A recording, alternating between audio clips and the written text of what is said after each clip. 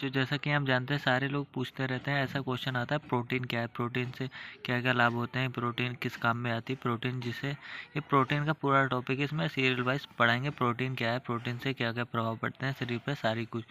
तो इसी के साथ शुरुआत करते हैं। प्रोटीन प्रोटीन प्रोटीन शब्द का प्रयोग सर्वप्रथम जे बेर्जेलियम ने किया था। ये एक वैज्ञानिक है, इनकी इसका नाम दिया था जे वेलियम ने प्रोटीन का नाम। ये एक जटिल कार्बनिक यौगिक है जो 20 अमीनो अम्ल से मिलकर बने होते हैं। ये एक जटिल कार्बनिक यौगिक है जो 20 अमीनो अम्ल से मिलकर बने होते हैं। मानव शरीर का लगभग 15% भाग प्रोटीन से ही निर्मित होता है। जो मानव का शरीर का भाग होता है, जो उसमें 15% सिर्फ प्रोटीन का ही भाग होता है।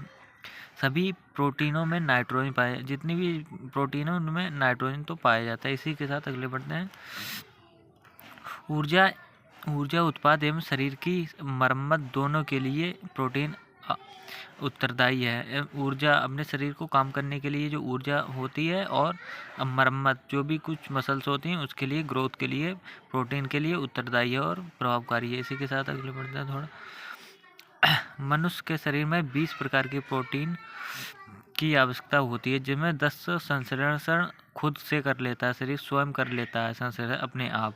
लेकिन जो 10 प्रोटीन होती हैं तथा 10 शेष होती हैं जो बची हुई, उनका हमें भोजन से प्राप्त होती है। जितनी भी 10 प्रोटीन है उनको हम भोजन के द्वारा, और सबसे ज़्यादा प्रोटीन पाया जाता है सोयाबीन और मूंगफली के प्रचुर मात्रा में प्रोटीन मिलता है। सबसे ज़्यादा प्रोटीन सोयाबीन और मूंगफली में ही पाया जाता है। प्रोटीन के प्रकार आइए देख लेते हैं।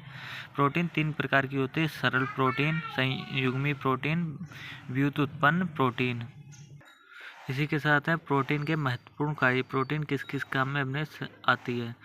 ये शरीर की वृद्धि के लिए, शरीर में जितने भी अंग होते हैं उनकी वृद्धि के लिए हमारे ये प्रोटीन वेरी वेरी इंपॉर्टेंट है। और ये आ सकता है, पूछ सकता है। ये कोशिकाओं, जीवद्रव्य एवं ऊतकों के निर्माण के भाग लेते हैं। जितने भी ये कोशिकाएं के जीवद्रव्य उनको ऊतकों के लिए निर्माण में भाग लेते हैं। इसी के साथ अगले पढ़ते हैं। आवश्यकता पड़ने पर यह शरीर की ऊर्जा प्रदान करता है। शरीर के लिए ऊर्जा प्रदान करने के लिए भी आवश्यक है प्रोटीन।